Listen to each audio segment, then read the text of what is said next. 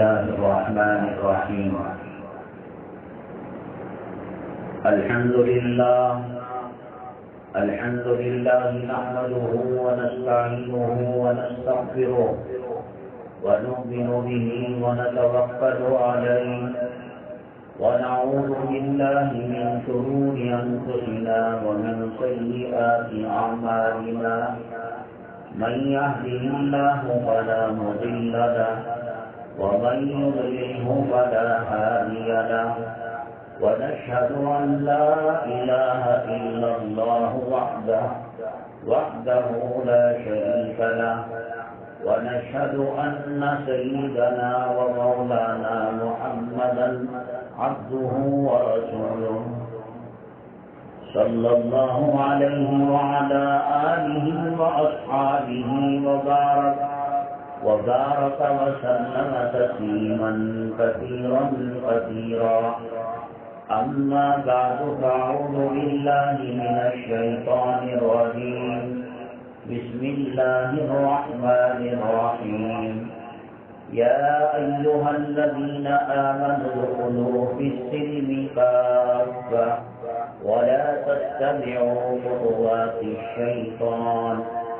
قال النبي صلى الله عليه وسلم: من تشبه بقوم فهو منهم، أو كما قال النبي عليه الصلاة والسلام: رب اشرح لي صدري ويسر لي أمري واحلل عقدة من لساني يفقهوا قولي. اللهم صل على سيدنا مولانا محمد في أفضل كلامنا.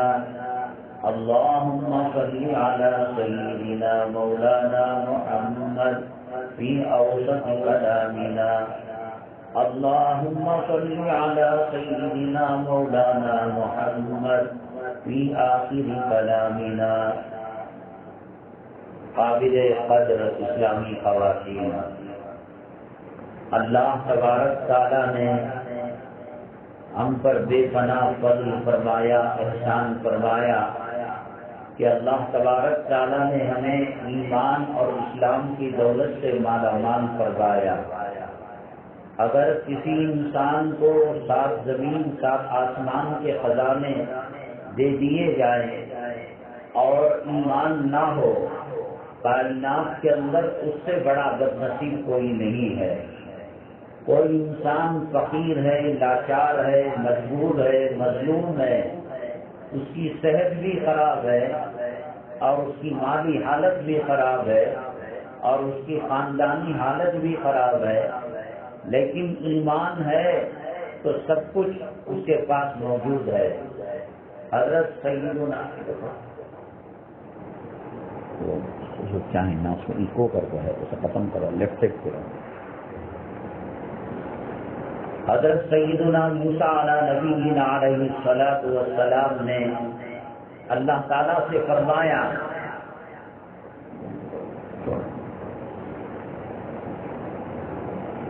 اے اللہ، مجھے آپ نے کلیم بنایا ہے، مجھے کوئی خصوصی کلمہ مرحمت فرما لیے. اللہ تبارک تعالیٰ نے کہا: اے موسیٰ، لا الہ الا اللہ پڑھا کرو. حضرت موسیٰ علیہ السلام نے عرض کیا: اے پروردگار عالم، یہ کلمہ تو تیری ساری مخلوق پڑھتی ہے، اس میں میری کیا خصوصیت ہے؟ اللہ تعالیٰ نے فرمایا: اے موسیٰ، ایسی لاکھوں مخلوق کلمہ پڑھے، اس کے وزن میں کوئی کمی ہونے والی نہیں ہے. جب اللہ تبارک تعالیٰ نے مخصوص طور پر حضرت موسیٰ علیہ السلام کو کلمہ مرحمت فرمایا تو یقیناً اس میں کوئی دو رائے نہیں کہ کائنات کے اندر سب سے بڑی دولت توحید کی دولت ہے، ایمان کی دولت ہے اور اسلام کی دولت ہے. یہ دنیاوی زندگی ایک دھوکہ ہے. یہاں اچھوں کی بھی زندگی گزر جاتی ہے، یہاں بروں کی بھی زندگی گزر جاتی ہے، یہاں جنتیوں کی بھی زندگی گزر جاتی ہے، یہاں دوزخیوں کی بھی زندگی گزر جاتی ہے۔ پتہ تو اس وقت لگے گا جب موت کے بعد انگوٹھوں کو تاغا بنا جائے گا اور کفن میں لپٹا جائے گا اور قبر کے حوالے کیا جائے گا اور میدان محشر میں اٹھایا جائے گا۔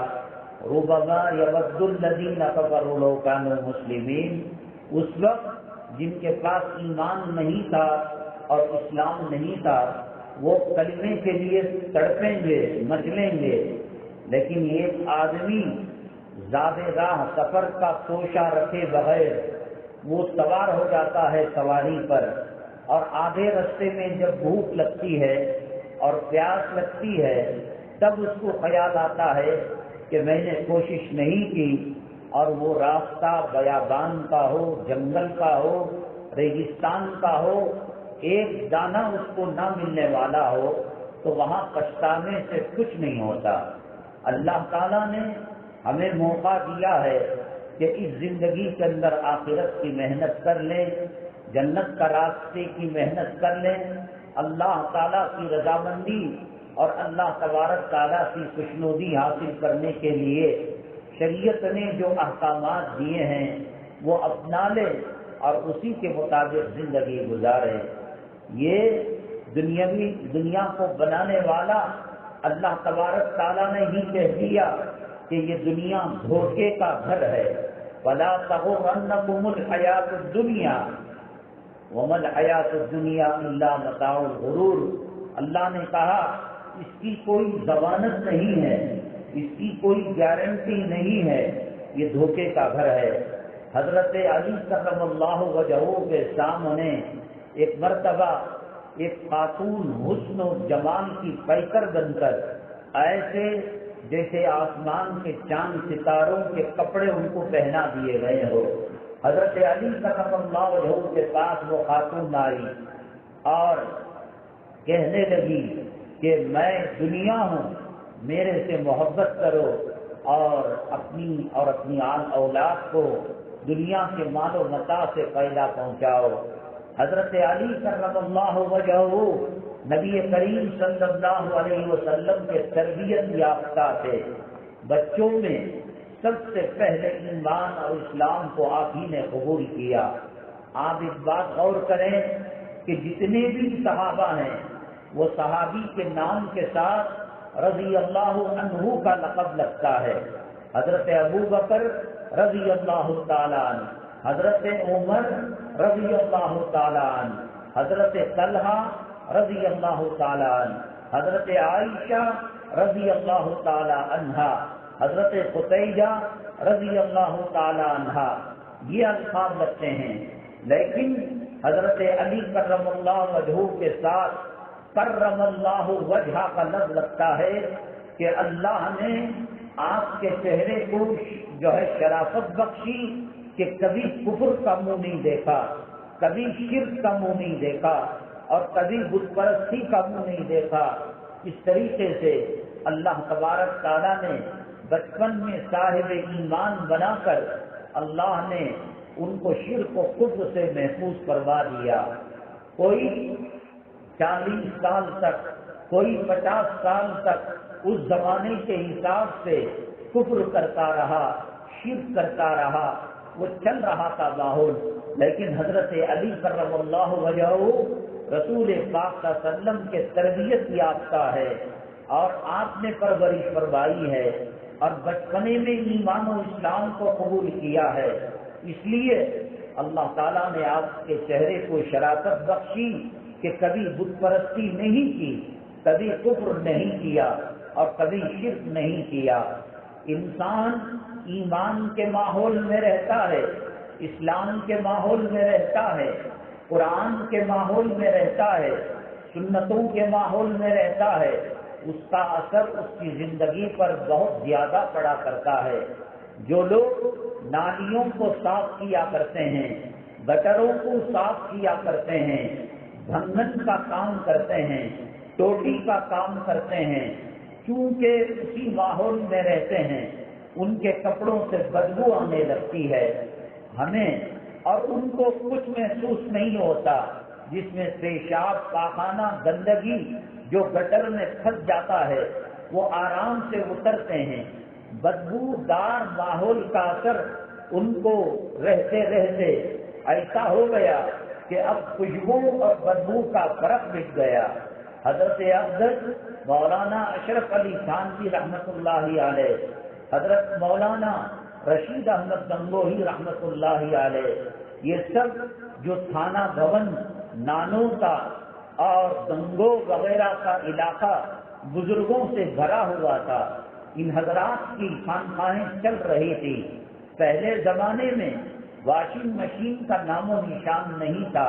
عورتیں کپڑے ہاتھ سے دھویا کرتی تھیں، اور جو حضرات صاحب ثروت ہیں اور اللہ نے ان کو دولت اور مال پیسہ دے رکھا ہے، وہ دھوبی سے کپڑے دھلاتے تھے. حکومت ان کے ان دھوبیوں کے لیے ایک گھاٹ تالاب کے پاس بناتے اور اس میں وہ کپڑے دھوتے، اور پتھر کا جو اسٹیج ہوتا اس پر وہ کپڑے چھاٹا کرتے تھے. حضرت افضل مولانا قاری محمد طیب صاحب رحمۃ اللہ علیہ نے فرمایا کہ یہ دھوبی غیر مسلم ہونے کے باوجود جب کپڑے کو چھاٹتے الا اللہ الا اللہ الا اللہ کی ضربیں لگایا کرتے. خانقاہوں کے ذکر کا ماحول، خانقاہوں کی پاکیزگی کا ماحول، خانقاہوں کے تقوی کا ماحول شجر و حجر پر، پتھروں پر اور درختوں پر بھی پڑا کرتا تھا. جب ماحول دین کا ہو، تقوی کا ہو، طہارت کا ہو، تو اللہ تبارک تعالیٰ اس کا اثر دیگر مخلوقات میں بھی ڈال دیتے ہیں. نبی کریم جناب محمد الرسول اللہ صلی اللہ علیہ وسلم کا حضرات صحابہ کرام رضوان اللہ علیہم اجمعین نے جو احترام کیا، جو محبت کا ثبوت پیش کیا اور جو خدمت کیا کرتے تھے، حضرت آدم علی نبینا علیہ السلام سے لے کر خاتم الانبیاء سرور کونین جناب محمد رسول اللہ صلی اللہ علیہ وسلم تک ہر پیغمبر کو صحابہ ملے ہیں، خادم ملے ہیں اور مستجاب قوم ملی ہے، لیکن رسول پاک صلی اللہ علیہ وسلم کے ساتھ صحابہ کرام نے جو معاملہ فرمایا، اخلاق کا، خدمت کا اور کردار کا، کیریکٹر کا، وہ کسی اور نبی کے صحابہ کی سیرت میں نہیں ملتا. اللہ کے نبی صلی اللہ علیہ وسلم فرماتے ہیں، میں ان پتھروں کو جانتا ہوں، ان درختوں کو جانتا ہوں، جب میں وہاں سے گزرا کرتا تھا تو وہ پتھر جھک کر مجھے سلام کیا کرتے تھے، وہ درخت مجھے سلام کیا کرتے تھے. الصلاۃ والسلام علیک یا رسول اللہ، الصلاۃ والسلام علیک یا حبیب اللہ، الصلاۃ والسلام علیک یا خیر خلق اللہ. حضرات صحابہ کرام کے سلام کا اثر اور احترامی خدمت کا اثر شجر حجر پر، پتھروں پر اور درخت پر پڑا کرتا تھا. ایک مرتبہ ایک دشمن نبی نے اور دشمن اسلام نے اللہ کے نبی صلی اللہ علیہ وسلم سے کہا، یہ درخت اگر آپ کو سلام کرے میں ایمان اور اسلام کو قبول کر لوں گا. اللہ کے نبی صلی اللہ علیہ وسلم نے فرمایا، ٹھیک ہے. آپ نے حکم دیا، وہ درخت زمین سے اکھڑ کر جیسے بچہ رینگتا ہے، چلتا ہے، اس طریقے سے قریب آیا اور اس نے نبی کریم صلی اللہ علیہ وسلم کو سلام پیش کیا. اسی لیے ہمارے اکابرین فرماتے ہیں، گھر کا جو ماحول ہے وہ ایمان اور اسلام کا ماحول بنائیں. اذان سنائی دے، کتنا کروڑوں روپے کا مکان ہو لیکن مسجد دور ہو اور مدرسہ دور ہو اور اسلامی ماحول نہ ہو، بچوں کو اس کا اثر پڑا کرتا ہے.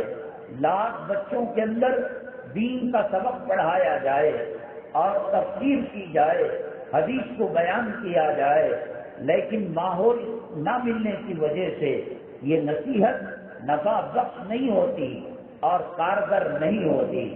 تو گھر کے اندر ٹی وی کا ماحول ہے، موسیقی کا ماحول ہے، ناچ گانے کا ماحول ہے، ماں کی بے پردگی کا ماحول ہے، اور لڑکیوں کی بے حیائی کا ماحول ہے، انگریزی طور طریقے، انگریزی تہذیب اور انگریزی کلچر، خنزیر کھانے والوں کا کلچر، کتا کھانے والوں کی تہذیب، شراب پینے والوں کے طور طریقے، آقا دو عالم صلی اللہ علیہ وسلم کی سنتوں کو چھوڑ کر یہ زانیوں کے طریقے، یہ شرابیوں کے طریقے، یہ اسلام مسلمان دشمنوں کے طریقوں سے گھر اگر بھرا ہوا ہے، بچے کو یہودی بنانے کے لیے، عیسائی بنانے کے لیے، ہندو بنانے کے لیے، قرآن و حدیث کا دشمن اور علماء حقانی اور ربانی کا دشمن بنانے کے لیے کسی اسکول میں داخل کرنے کی ضرورت نہیں۔ ماں کی بے حیائی، باپ کی بے شرمی اس کو تباہ اور برباد کر کے رکھ دے گی۔ اسی لیے علماء نے لکھا ہے کہ نمازوں کی پہلی سنتیں اور نمازوں کے بعد کی سنتیں مرد حضرات گھر میں پڑھ کر جائے، اور اس کے لیے جو لفظ استعمال فرمایا اللہ کے نبی صلی اللہ علیہ وسلم نے، لا تجعلوا بیوتکم قبورا، اے لوگوں جس طریقے سے قبرستان کے اندر نماز نہیں پڑھی جاتی، قبر کے سامنے سجدہ نہیں کیا جاتا، ایسے ہی اپنے گھروں کو قبرستان مت بناؤ۔ اصل سنت یہی ہے، آدمی گھر میں وضو کرے اور گھر میں سنتیں پڑھے۔ علماء کرام نے لکھا ہے وظائف و اعمال کے اندر اگر کسی کو غربت ستاتی ہو اور اگر کسی کو معاشی تنگی ستاتی ہو، خاص طور سے فجر کی 2 سنت گھر میں پڑھ کر جو جائیں گے، اللہ تبارک تعالیٰ ان کی تنگ دستی کو دور کرے گا اور ان کی جو ہے غربت اور افلاس کو دور کرے گا، اور ان کے سروں پر پہاڑوں جیسا منوں قرض جو ہے بوجھ اللہ تبارک تعالیٰ ادائیگی کی شکل پیدا کرے گا۔ قرآن پڑھنا یقیناً عبادت ہے۔ دیکھو آج کل انٹرنیٹ ہے اور آن لائن حفظ بھی کرایا جاتا ہے، مولویت بھی کرائی جاتی ہے، نابرا بھی پڑھایا جاتا ہے، نورانی قاعدہ بھی پڑھایا جاتا ہے۔ کتاب تو ابو جہل بھی پڑھ سکتا ہے، کتاب تو ابو لہب بھی پڑھ سکتا ہے، ادبا بھی پڑھ سکتا ہے، شیبہ بھی پڑھ سکتا ہے۔ کتاب کی تعلیم الگ ہے۔ اگر آن لائن جو ہے تعلیم مل سکتی ہے اور تزکیہ مل سکتا ہے تو پھر کروڑ روپے خرچ کر کر ان مدرسوں کو بنانے کی کیا ضرورت ہے؟ ان مقاصد کو بنانے کی کیا ضرورت ہے؟ کیوں بنائے گئے مدارس؟ ہمارے مولانا اعظم صاحب اور ان کے گھرانے والے مجھے بہت اچھا لگتا ہے، اللہ کے قرآن سے قلبی محبت ہے۔ ان کے ماں باپ کی تربیت کا نتیجہ، ان کے بھائی صاحب بھی جو ایک بڑی مسجد کے امام ہیں، سال میں 2-3 مرتبہ جہری نمازوں میں کلام پاک کا ختم کرتے ہیں، اور حضرت نے مولانا اعظم صاحب نے بھی اپنی بیٹی کو بھٹکل کے مدرسے میں ڈالا۔ لوگ تو بچوں کو ڈاکٹر بنانے کے لیے بنگلور کی سیٹ مہنگی ہوتی ہے، کیرلا میں، منگلور میں اور دور دراز علاقوں میں، راجستھان وغیرہ میں، جھارکھنڈ میں ٹکٹ کم ہوتی ہے میڈیکل سیٹ کی، تو وہاں بھیج کر ان کو ڈاکٹر بناتے ہیں۔ ایسی مثالیں بہت کم ملتی ہیں کہ کلام پاک کی تعلیم کے لیے اتنی بڑی قربانی دی جا رہی ہو۔ یہ انہی کے اخلاص کی، گھرانے کے اخلاص کی برکت ہے۔ اللہ نے انہیں کلام پاک کی تعلیم کے لیے اور کلام پاک کی تبلیغ کے لیے اور خدمت کے لیے اللہ تبارک تعالیٰ نے ان کو چن لیا۔ کوئی انجینئر بنتا ہے، کوئی ڈاکٹر بنتا ہے، کوئی لائر بنتا ہے، کوئی پروفیسر بنتا ہے اور کوئی جج بنتا ہے۔ کیا ملے گا؟ تنخواہیں لاکھ سوا لاکھ روپے ملیں گی۔ کیا قبر کے اندر ان کا انجینئر بننا کام آئے گا؟ کیا قبر کے اندر ان کا ڈاکٹر بننا کام آئے گا؟ کیا قبر کے اندر آکسفورڈ یونیورسٹی کی ڈگری چلے گی؟ نہیں، قبر کے اندر سورہ یاسین کام آنے والا ہے، قبر کے اندر سورہ ملک کام آنے والا ہے۔ عذاب سرانے سے آتا ہے تو سورہ ملک کھڑا ہو جاتا ہے، اے اللہ کیا میں تیرے قرآن کا حصہ نہیں، تیرے کلام کا حصہ نہیں؟ اللہ کہیں گے ہیں، تو پھر اللہ کہیں گے یا تو مجھے کلام پاک سے نکال دے، یا نہیں تو اس بندے کی حفاظت فرما عذاب قبر سے۔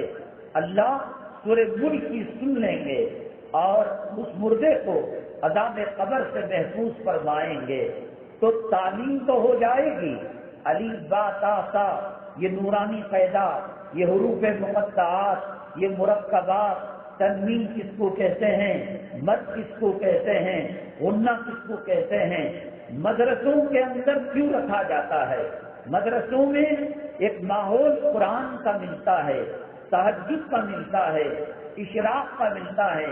حضرت افضل مولانا حسین احمد مدنی نور اللہ مرقدہ نے آپ کا یہ تفرد تھا فقہ حنفی سے ہٹ کر تہجد کی نماز، تاخراتوں کی نماز اور نفل نماز کو جماعت سے پڑھنا مکروہ ہے۔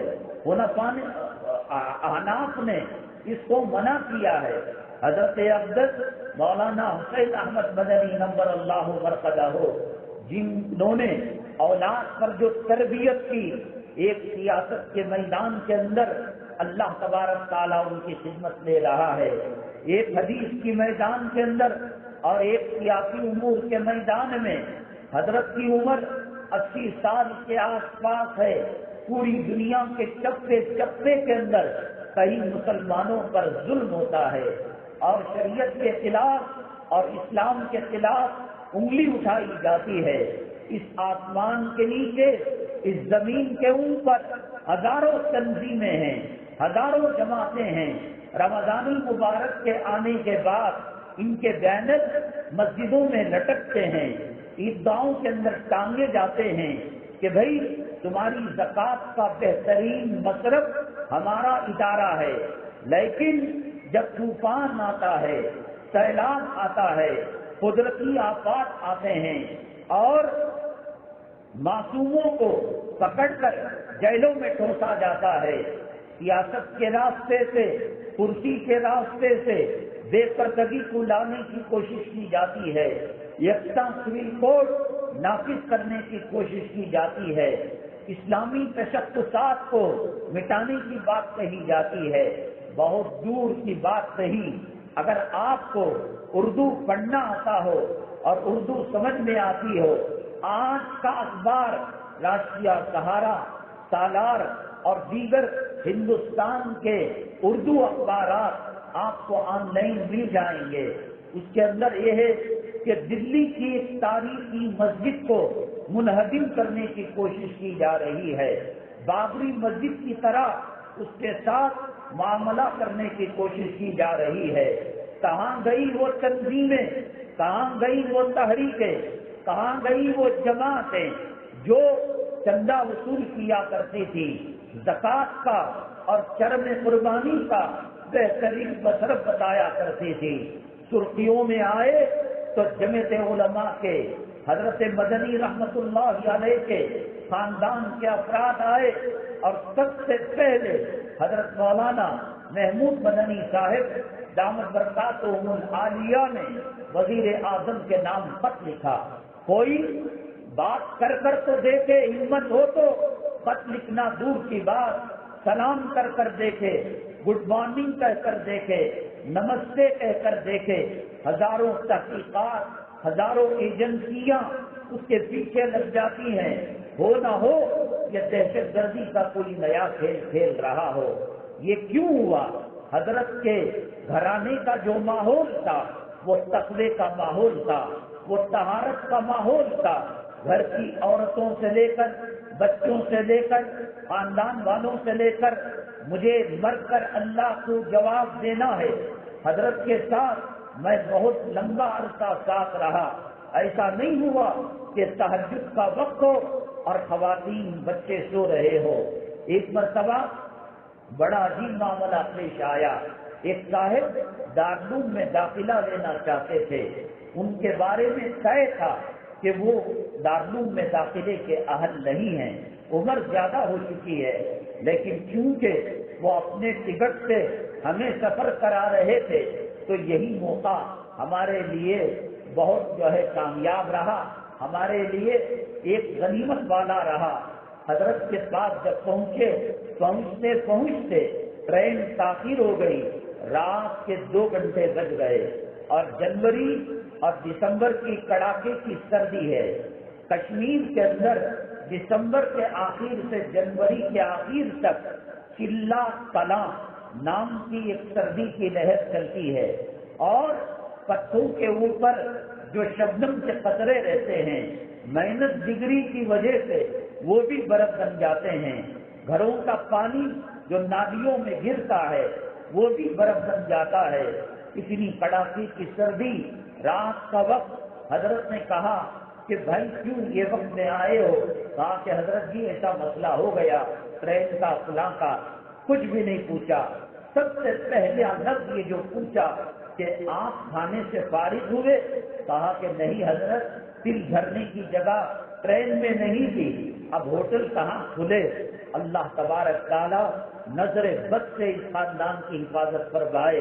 یہ بڑوں کی دعا کا صدقہ اور بڑوں کے ماحول بنانے کا صدقہ اور تربیت کا صدقہ حضرت مدنی رحمت اللہ علیہ کا، کہ حضرت نے اس وقت اہل خانہ کو، بہویں ہو یا آپ کی اہلیہ محترمہ ہو، ہماری ماں جی کوئی بھی ہو، 2 بجے گھر کی جورو خدمت نہیں کرتی بلکہ الٹا ڈانٹتی ہے.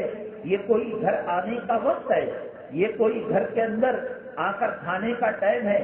جاؤ کچن کے اندر کھانا رکھا ہے، گرم کر کر کھا لو. وہ بلی اور پالتو جانور کی طرح کھانا کھا کر لپٹ کر سپٹ کر سو جاتا ہے. گرم گرم دال اور روٹیاں حضرت سے بنوا کر ہمیں دی ہیں. یہ حضرت مدنی رحمت اللہ علیہ کا ماحول تھا. گجرات کے اندر ایک مرتبہ ایک پروگرام میں جانا ہوا، اور میں باہر جب جاتا ہوں پروگرام کے لیے 2 چیزوں کی خواہش رکھتا ہوں. میں پوچھتا ہوں کہ یہاں پر کوئی تاریخی عمارت ہے یا تاریخی چیز ہے، تو ایک دن ایکسٹرا اپنے پاس رکھتا ہوں.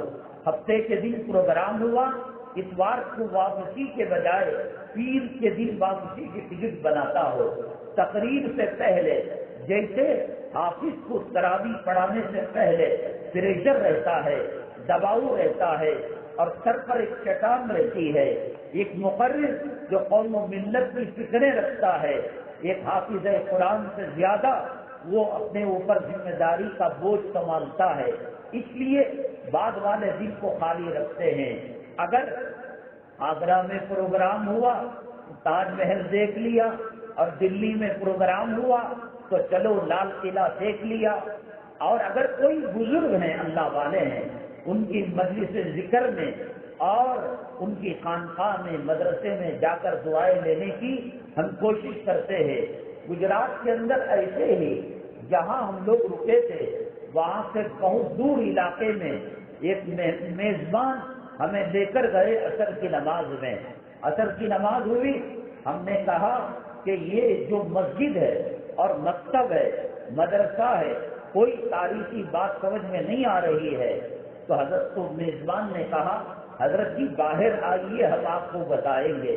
باہر گئے، پرانے زمانے کا کچی پکی اینٹوں کا جس کے اندر دارا چکنی مٹی کو لگایا گیا تھا ایک مکان دکھایا. میں نے کہا کہ اس میں کون سی آزادی کی تاریخ گھسی پڑی ہے؟ تھانہ بھون کے اندر، جلال آباد کے اندر جو کمرے ہیں، انگریزوں نے جو گولیاں چلائی اس کے نشانات ہیں، شاید یہاں وہ نشانات ہو. میزبان نے کہا حضرت پروگرام کے لیے مدنی رحمت اللہ علیہ تشریف لے جا رہے تھے، راستے میں رات کو قیام کرنے کا آپ کو موقع ملا تو میزبان نے گھر میں ان کا انتظام کیا. آدھی رات میں اٹھ کر حضرت ذکر کیا کرتے تھے، تلاوت کیا کرتے تھے.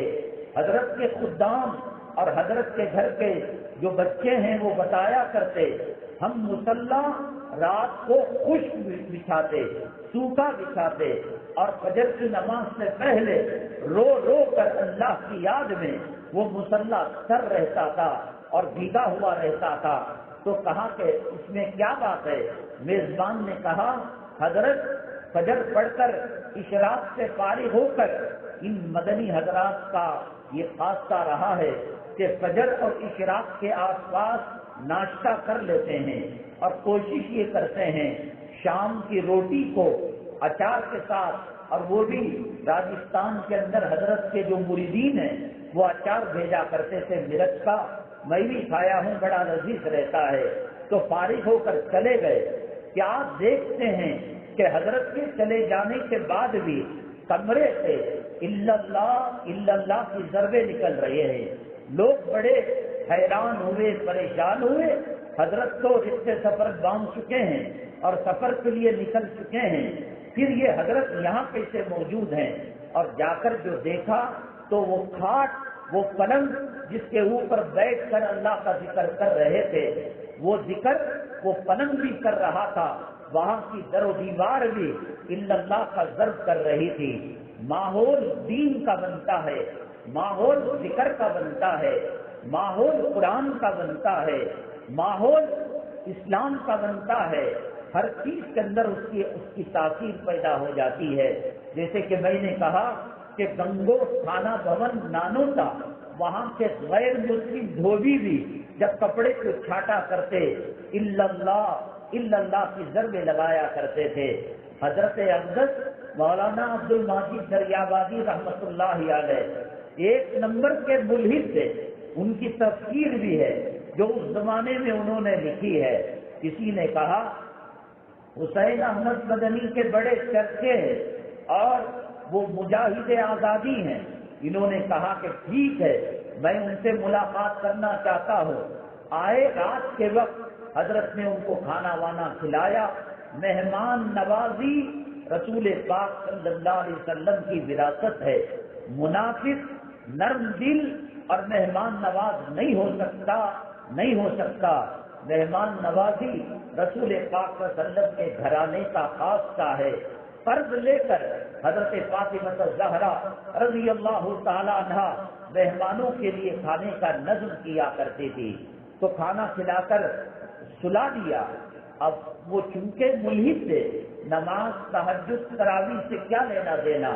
2:30 بجے 3 بجے حضرت اقدس مولانا حسین احمد مدنی نور اللہ مرقدہ مولانا عبد المجید دریابادی رحمۃ اللہ علیہ کے قدموں کے پاس بیٹھ گئے اور پیر دابنے لگے، تلوے کو دبانے لگے۔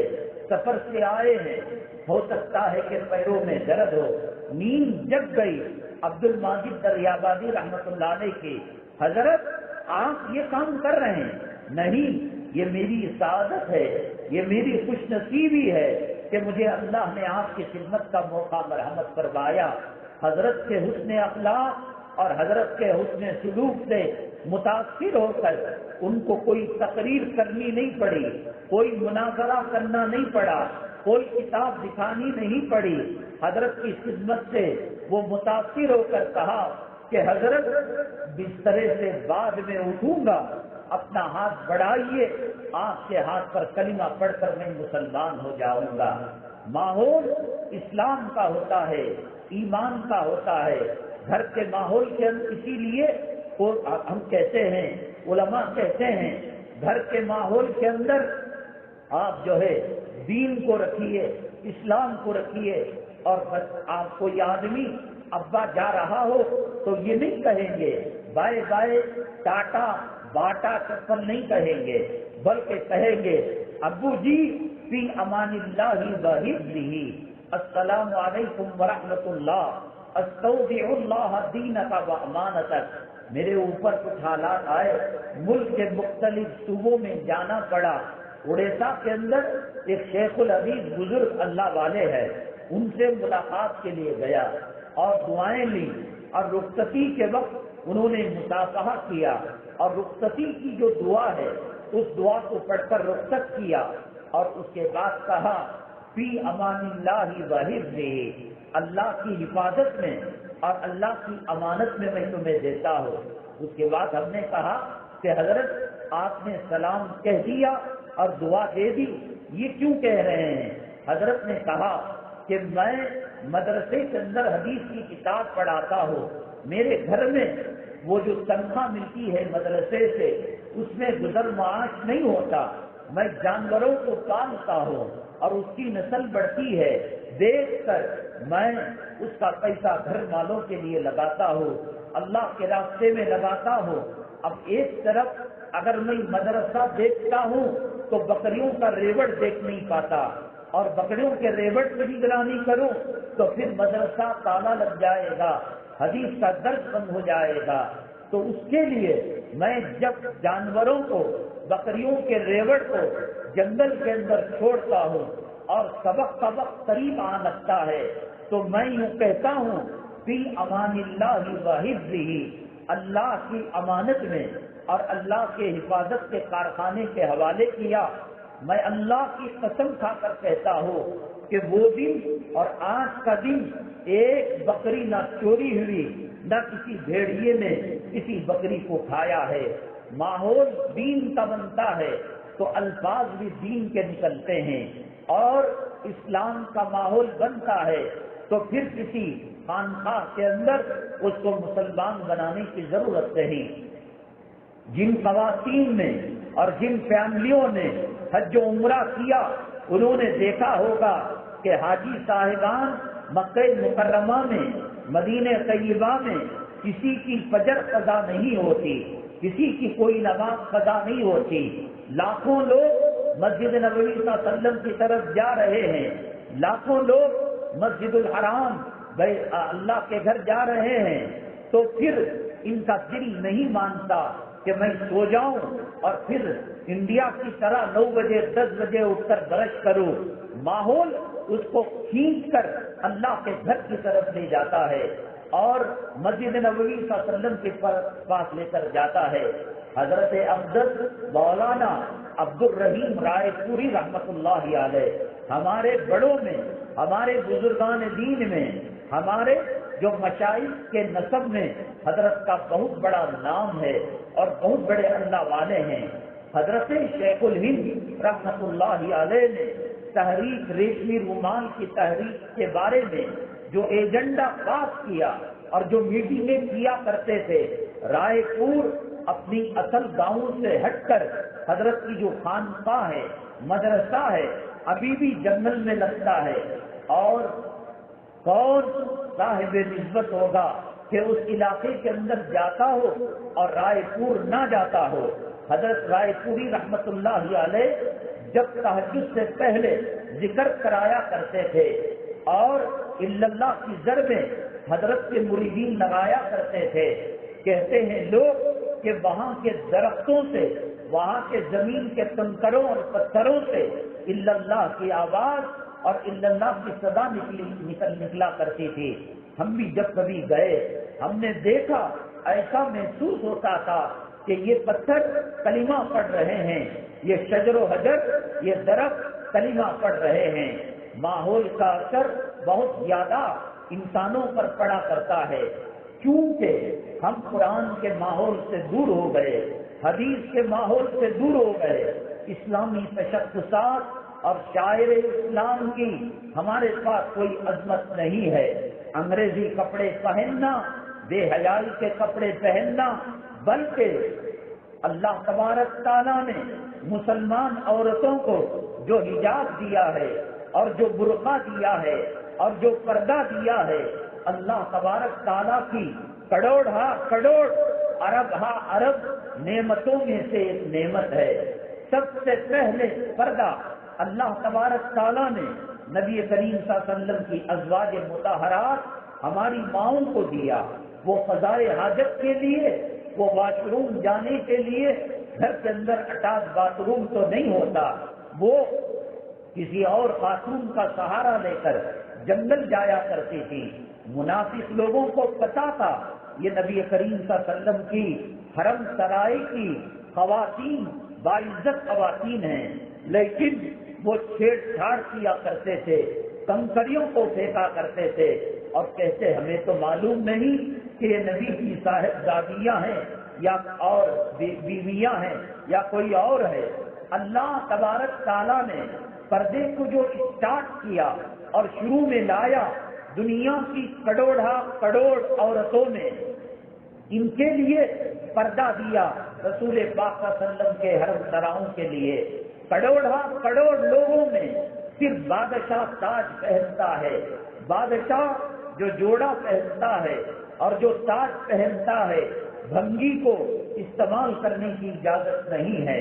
بادشاہ کی رفعت شان، بلند مقام اور بلند عظمتوں کی وجہ سے اس کے سر پر تاج رکھا جاتا ہے۔ تو سب سے پہلے جو پردہ آیا وہ اس لیے آیا کہ کائنات کی اور حضرت آدم علیہ السلام سے لے کر قیامت تک آنے والی نسل انسانی میں ایسی خواتین نہ پیدا ہوئی ہیں نہ قیامت تک کوئی آ سکتی۔ ان کے سر امتیاز کے لیے اور ان کے درجے اور شان کو بڑھانے کے لیے اللہ نے پردہ دیا ہے۔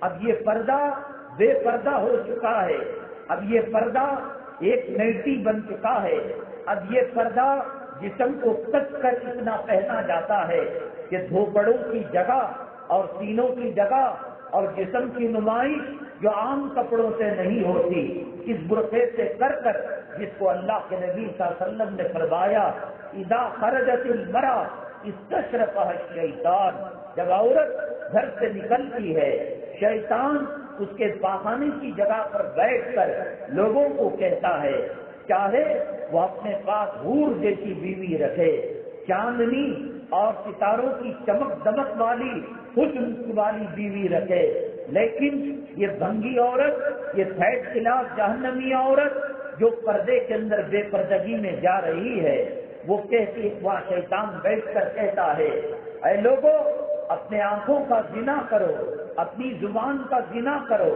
اپنے کان کا زنا کرو۔ ماحول اسلامی نہیں بنا تھا، اس لیے پردہ بھی بے پردہ ہو گیا اور اسلامی تعلیمات بھی بے پردہ ہو گئی۔ اللہ کے نبی صلی اللہ علیہ وسلم کی امت بہت بڑی امت ہے، عظمتوں والی امت ہے، رفعتوں والی امت ہے۔ اللہ تعالیٰ نے اس امت کو خیر امت کا لقب دیا ہے، یہ کوئی معمولی امت نہیں ہے۔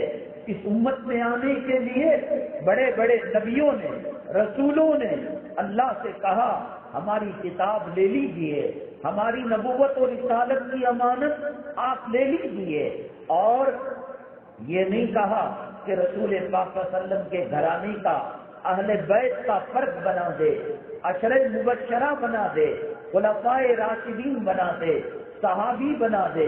کہا اس امت کا ادنا امتی اللہ تعالیٰ یہ موقع ہمیں دے دے۔ تو چنانچہ آج یہ امت کہاں کھڑی ہے اور اللہ تبارک تعالیٰ نے اس کا مقام و مرتبہ کیا بنایا تھا۔ آپ نے دیکھا سنا ہوگا حضرت موسیٰ علیہ السلام نے جب نبوت کا اور رسالت کا کلا اللہ نے پہنایا، جوڑا پہنایا اور تاج رکھا، تو فرعون ایک نمبر دشمن بن گیا، اور فرعون کے ساتھ جو بنو اسرائیل تھے وہ حضرت موسیٰ علیہ السلام کے دشمن بن گئے۔ جب کبھی اہل حق کی ٹکر باطل سے ہوتی ہے، اللہ تبارک تعالیٰ اہل حق کی مدد نبیوں کو معجزہ دے کر، اولیاء کو کرامت دے کر اللہ مدد فرماتے ہیں، نصرت فرماتے ہیں۔ فرعون کے جو جادوگر تھے حضرت موسیٰ علیہ السلام سے پنگا لینے کے لیے، جیسے آج ڈے نائٹ میچ ہوتا ہے، 2020 میچ ہوتا ہے، ون ڈے میچ ہوتا ہے، چنانچہ فرعون نے کہا موسیٰ علیہ السلام بھی ایک طرف رہیں گے اور فرعون کے جادوگر بھی، اور فرعون کے جادوگر کفر میں، شرک میں، نبی کی عداوت میں، نبی کی دشمنی میں اتنا مضبوط تھے، وہ کہتے تھے ہمیں کاٹ دیا جائے، ہمیں جلا دیا جائے، ہم فرعون کا دامن ہاتھ سے نہیں چھوڑیں گے۔ حضرت موسیٰ علیہ السلام سے ان کا مناظرہ ہوا اور ان کا مقابلہ ہوا، حضرت موسیٰ علیہ السلام جیت گئے، جو فرعون کے جادوگر تھے، جو یہ کہتے تھے کہ ہم کبھی بھی حضرت موسیٰ علیہ السلام پر ایمان نہیں لائیں گے، ہمارے ہاتھوں کو کاٹ دیا جائے، ہمارے پیروں کو کاٹ دیا جائے، ہم کتنا مضبوط ایمان لانے والے ہیں، وہ رسول حضرت موسیٰ علیہ السلام پر ایمان لے کر آئے، گئے تھے کشتی لڑنے کے لیے، گئے تھے مقابلہ کرنے کے لیے، گئے تھے ٹکر لینے کے لیے، لیکن جب حضرت موسیٰ علیہ السلام کی صداقت اور امانت اور دیانت اور جو ہے شجاعت کے کارنامے دیکھے وہ مسلمان ہو گئے۔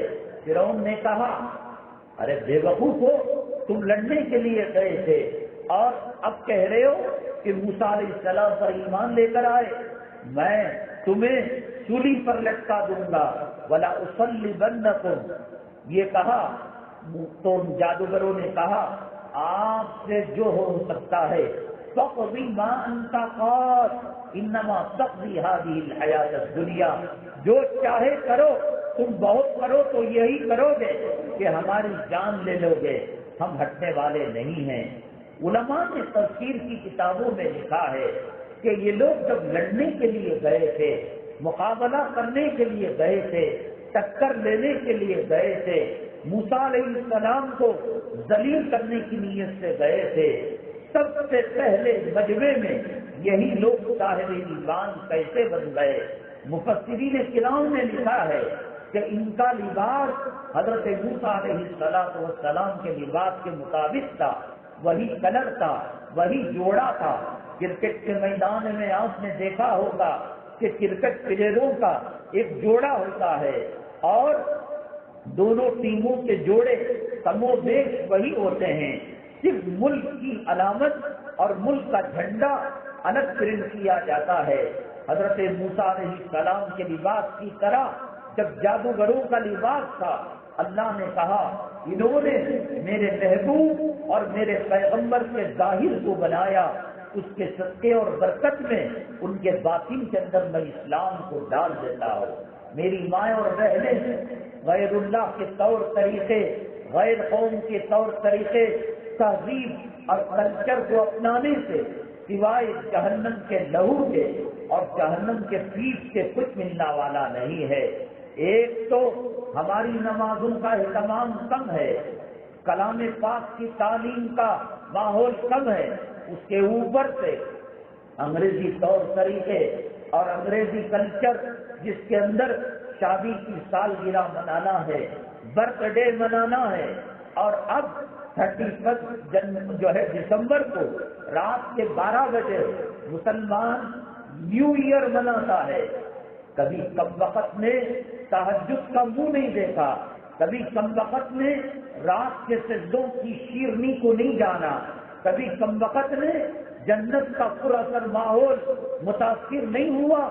آج وہ انگریزوں کے ناجائز پانی سے پیدا ہوا انگریز بن کر نیو ایئر بنا رہا ہے۔ یہ اسلام کی تہذیب کے خلاف ہے، یہ قرآن کو گالی دینے کے برابر ہے، یہ حدیث کو گالی دینے کے برابر ہے، یہ رسول پاک صلی اللہ علیہ وسلم کی سنتوں کا مذاق اڑانے کے برابر ہے۔ تمہیں کیا لینا دینا؟ برتھ ڈے سے کیا ملتا ہے؟ شادی کی سالگرہ سے کیا ملتا ہے؟ نیو ایئر منانے سے کیا ملتا ہے؟ اللہ کے نبی صلی اللہ علیہ وسلم نے فرمایا المرء مع من احب، آدمی کا حشر اسی کے ساتھ ہوتا ہے جس کے ساتھ وہ دنیا میں محبت کیا کرتا تھا۔ وہ نبی جو ہمارے لیے قربان ہو گیا، وہ نبی جو دن رات کے اندر ہمارے لیے دعائیں کیا کرتا تھا، وہ نبی معراج کے موقع پر ہمیں فراموش نہیں کیا، وہ نبی جو بیت المقدس کے اندر امام الانبیاء بن کر ہمیں بھولا نہیں، وہ نبی جب پردہ فرما رہے تھے آپ کے خاندان والے، آپ کی ازواج مطہرات اور آپ کے اہل بیت موجود تھے، لیکن اس نبی نے رو رو کر یہ کہا اللہ میری امت کے ساتھ رحم کا معاملہ کرنا، میرے چلے جانے کے بعد کوئی نبی رسول آنے والا نہیں ہے۔ پہلے ایک نبی کے بعد دوسرا نبی، ایک رسول کے بعد دوسرا رسول آیا کرتا تھا۔ وہ دنیا سے پردہ کرتے کرتے بھی ہمیں یاد کیا ہو، آج اس کے طریقے، آج اس کا کلچر، آج اس کی تہذیب پسند نہیں۔ وہ انگریز جو زنا کرتا ہے، ماں کا بلاತ್ಕಾರ کرتا ہے، بیٹیوں کی آبرو لوٹتا ہے، بہنوں کی آبرو لوٹتا ہے، غزہ کے اندر، فلسطین کے اندر اس کے کارنامے دیکھ رہے ہو۔ پہلے تو علماء سے سنا کرتے تھے، جس کو دیکھ کر آپ برتھ ڈے مناتے ہیں، جس کو دیکھ کر آپ نیو ایئر مناتے ہیں، جس کو دیکھ کر اینیورسری مناتے ہیں، جس کو دیکھ کر شادی کے اندر النکاح من سنتی کی محفل کے اندر ناچ گانا کرتے ہیں، وہ ہمارے ماؤں کے ساتھ، ہماری بہنوں کے ساتھ، ہماری بیٹیوں کے ساتھ، ہمارے بوڑھوں کے ساتھ، ہمارے نوجوانوں کے ساتھ کیا سلوک کر رہا ہے۔ صرف گود کے اندر دودھ پیتے بچے 20,000 شہید ہو چکے ہیں۔ معصوم بچے کے تڑپنے کو دیکھ کر آسمان کے فرشتے بھی رونے لگتے ہیں، جنگل کے درندے بھی اس کے حق کے اندر قید خواہی کرنے لگتے ہیں، سمندر کی مچھلیاں مچلنے لگتی ہیں۔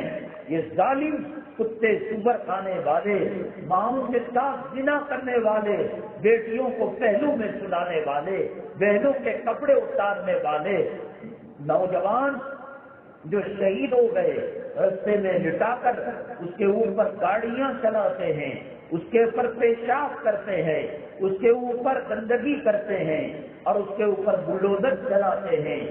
انسان کی تاریخ کے اندر اتنا بڑا ظلم اور اتنا بڑا تشدد ہٹلر بھی نہیں کیا ہوگا، فرعون بھی نہیں کیا ہوگا، شداد اور نمرود بھی نہیں کیا ہوگا۔ کیا تمہیں اسلام کے مقابلے میں، میرے محبوب صلی اللہ علیہ وسلم کے سنتوں کے مقابلے میں، صحابہ کی تہذیب، اولیاء، بزرگان دین، غوث قطب، ابدال، خواجہ اجمیری رحمت اللہ علیہ، نظام الدین اولیاء رحمت اللہ علیہ، فرید الدین گنج چکر رحمت اللہ علیہ، ان کے طور طریقوں کو چھوڑ کر بلڈنگوں کے اوپر، ہاسپٹلوں کے اوپر، مساجد، اب تک تقریباً 150-200 مساجد کو شہید کر دیا، اسکولوں کے اندر پناہ لینے لگے، اسکولوں کو تباہ تاراش کر دیا، ہاسپٹلوں کے ڈاکٹر کو مریضوں کے سامنے گولی کا نشانہ بنایا۔ میری ماں، تجھے ایسے ظالم کا طریقہ پسند ہے؟ اس کا خون کرنا۔ جو ٹنل غزہ کے زمین کے اندر تھی، اس ٹنل کے اندر ان عورتوں کو لے جا کر اجتماعی طور پر، جو گلی کے کتے کام نہیں کرتے، جنگل کا جنگلی سور وہ کام نہیں کرتا، ان ماں اور بہنوں جن میں کسی کا نام عائشہ، کسی کا نام صدیقہ، کسی کا نام قتیجہ، کسی کا نام فاطمہ، کسی کا نام اسماء ہے، ان کا بلاత్ਕਾਰ کر رہے ہیں، ان کی عزت و آبرو کو لوٹ رہے ہیں۔ جو مسلمان قوم زانیوں کی نقالی کرے، شرابیوں کی نقالی کرے، حرامیوں کی نقالی کرے، حرام خور ہو، کتا سور کھانے والے، مردہ کھانے والے، کیا وہ قوم کو نبی کا طریقہ چھوڑ کر، صحابہ کا طریقہ چھوڑ کر ایسے حرامیوں کا طریقہ اپنائیں گے؟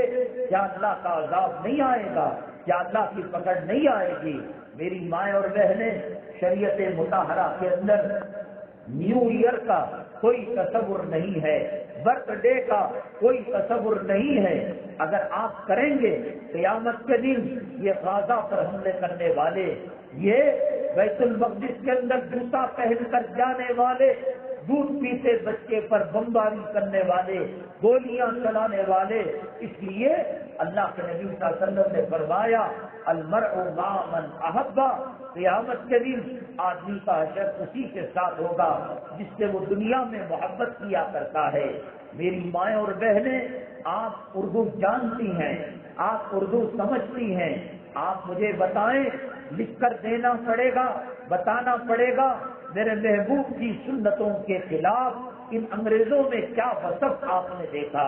ان کتا سور کھانے والوں کے اندر اور ماؤں بہنوں اور بیٹیوں کا منہ کالا کرنے والے، مسجدوں کو شہید کرنے والے، ہاسپٹلوں پر بمباری کرنے والے، اور ہاسپٹل نرسنگ ہوم تک جو راستے جاتے ہیں بلاس کر کر تاکہ کوئی ایمبولینس وہاں تک نہ پہنچ سکے۔ شاید جنگل کا درندہ بھی ایک درندے کے ساتھ وہ معاملہ نہیں کرتا۔